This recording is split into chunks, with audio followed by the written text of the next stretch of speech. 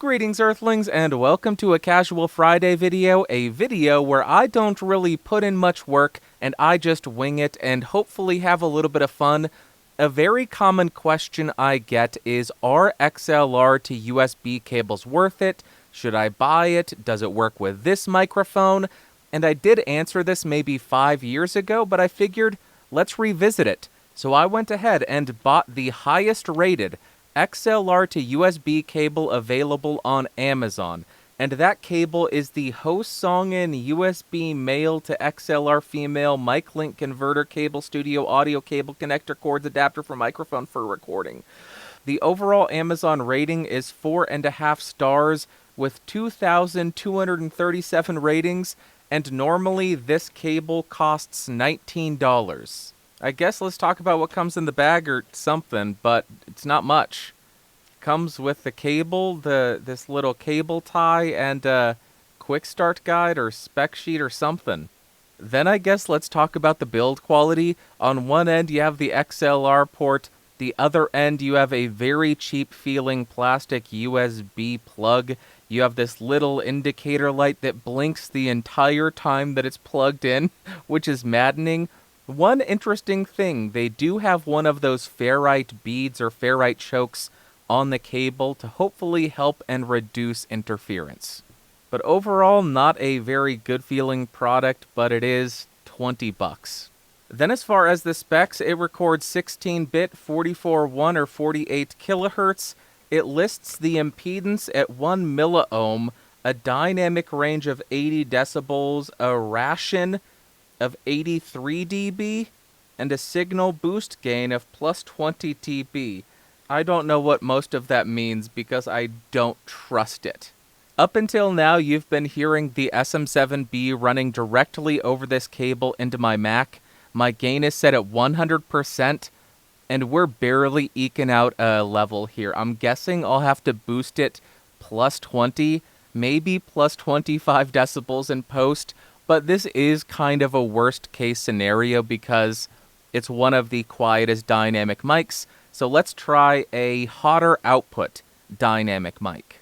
Alright, now we are on the SE Electronics SEV7, a microphone, a dynamic microphone that has a significantly hotter output. The gain is still set at 100%, and we are hitting a much better level, around -18 to -12 decibels. And I will go ahead and be quiet so you can hear the noise. This is kind of a best case scenario for a dynamic because this has a very healthy output, so this would be the lowest noise you would probably expect out of this connection method, this cable. So I'll shut up so you can hear that.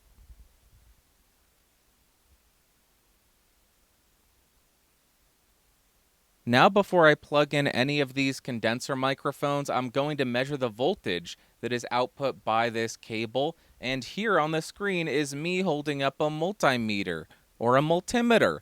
We're getting a solid 3 volts, which is very unusual for these cables. Typically, you get sub 1 volt, so it doesn't work with anything that requires any voltage.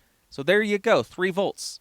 And because we are getting a voltage when I have connected the NW700, which is what I have just done, you can actually hear something. You are getting some signal here because this is an electret condenser microphone that requires around 4.5 volts to function at its best. Yet here we are with 3 volts, so it's suboptimal, but it is still technically functioning. Gain is still at 100%, and I'm hitting around the same level as I did with the SEV7. So really not a good output. Let me go ahead and try a few more condensers just to demonstrate that it doesn't work.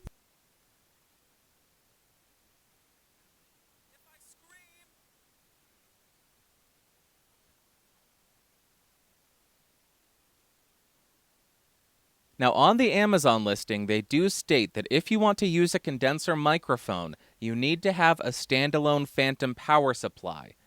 I don't have any of those phantom power supplies anymore. I have misplaced them, or they're hidden under some kind of stack of crappy XLR cables that came with a newer NW700 kit, so I don't have one of those. I'm not going to give up there. So we are going to commit some utter blasphemy here, and we're going to do something.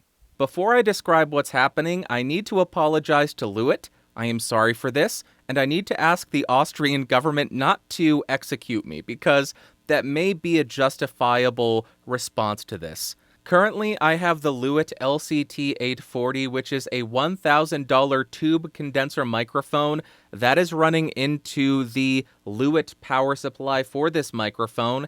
It has been warming up for about an hour. Then I'm running the XLR output from that power supply over the hosting on XLR to USB cable into my Mac, 16-bit 48 kilohertz, and my gain is set at 50%. So finally, we were able to decrease the gain below 100%, which is what it was set on for the SEV7, the Neewer NW700, and of course, the SM7B. So there you go. That's a stupid test that nobody will be buying this cable for, just for the sake of doing it, I guess. So what's the conclusion to this video? I simply don't think it's worth it. They say if you want to use a condenser microphone, you need a standalone phantom power supply. Those go for $20 to $30 on Amazon, and then the cable costs $20. So they're saying you need to spend $40 to $50 to get it to work with any condenser microphone, including getting the best out of something like the NW700. And I know that seems like an incredibly low price point at $40 to $50 because it is. $50 to start recording is crazy low, but at that price point there are much better options like the Behringer UM2 or the M-Audio M-Track Solo, both of which sit around $45 to $50, and even recently the Behringer UM2 was on sale for $19.99. If you got that sale, then you made out like a bandit. So even though I know how appealing it is to jump on Amazon, see a $20 cable, and think that that is the entire recording solution, and you're gonna get out with only $20 spent, 10 out of 10 times I would recommend saving up and getting something like the M-Audio M-Track or the Behringer M2 because it's going to treat you a lot better, has better features, better performance, better everything.